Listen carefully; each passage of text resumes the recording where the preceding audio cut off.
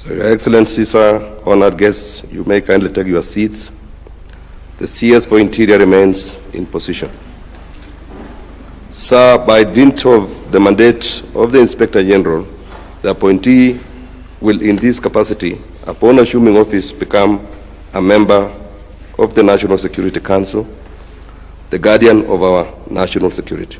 Your Excellency, if it pleases you, sir, I most graciously invite you to take your place at the installation arena.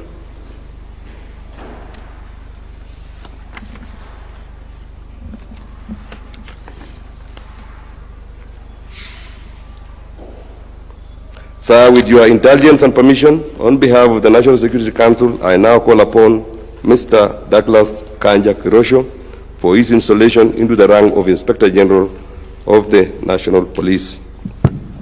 Your Excellency, you will be assisted in the installation by the Cabinet Secretary for Interior and National Administration. Welcome.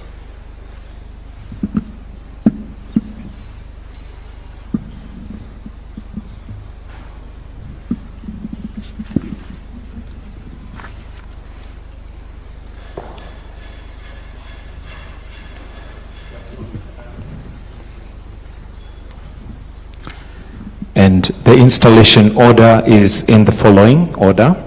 We start with shoulder badges. These badges denote authority and responsibility of the Inspector General. They signify the Inspector General's role as a leader within the police force, entrusted with the duty to maintain law and order, uphold public safety, and enforce the law without fear, favor, affection, or ill will.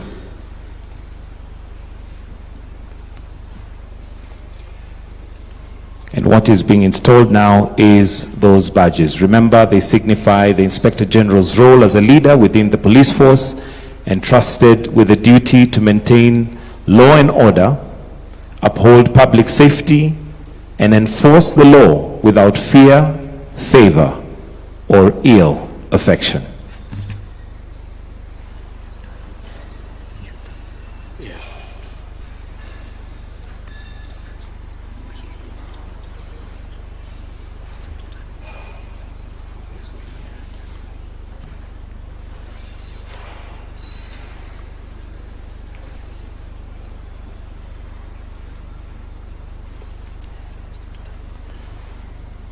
We'll now request the Inspector General to face this way, to turn and face this way. It's still in a position. Exactly. Thank you.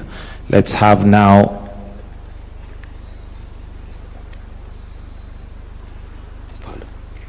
you may face the band. Now what is being installed is a ceremonial cape.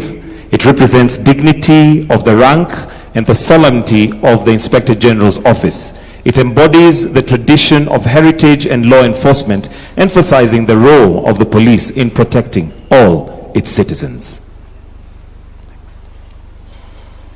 Next is the baton, which is commonly known as a swagger cane. It symbolizes leadership, authority, and the power to enforce the law and order. It represents the Inspector General's responsibility to maintain discipline within the force and ensure protection of its citizens. Next, he will be handed over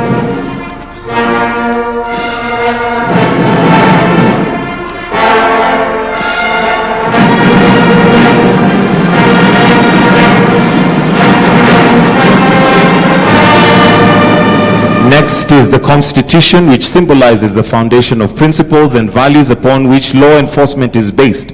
It represents the Inspector General's commitment to uphold the rule of law, protecting constitutional rights and ensuring justice.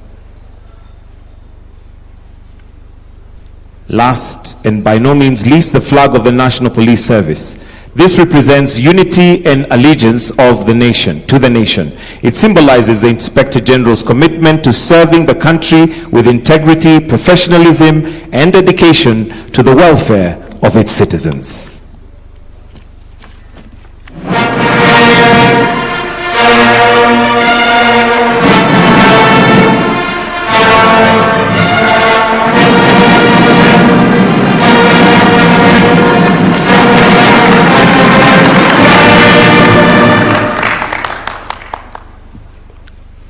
Your Excellency, you may retreat to your seat.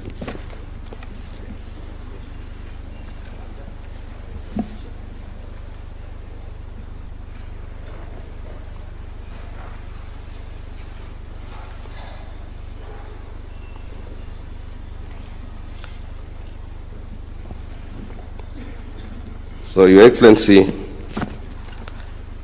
that was the last step of our ceremony.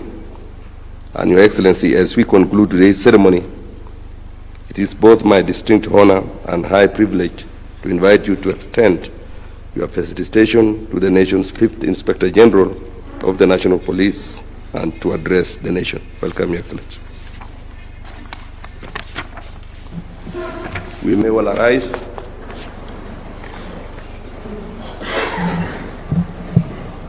Thank you very much. Please take